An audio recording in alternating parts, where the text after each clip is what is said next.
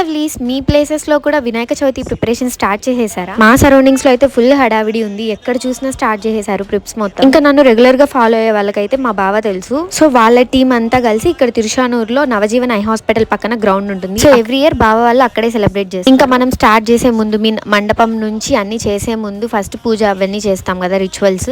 ఆ పూజ వాటికైతే నేను కూడా అటెండ్ అయ్యాను ఈ రోజు. ఇంకా ఫస్ట్ వెళ్ళగానే కొయ్య ఉంటుంది కదా, మనం ఫస్ట్ పెట్టేది, దానికి పసుపు అంతా రాసి పూజలంతా చేసాం. ఇంకా పూజ చేసే ముందు పసుపుతో చిన్న వినాయకుడిని చేసి పెట్టాం. చూస్తున్నారు కదా మీరే. సో ఇలా ఇంత మంచిగా అయితే స్టార్ట్ చేసాము. అంతే మంచిగా జరగాలని కోరుకుంటున్నాను.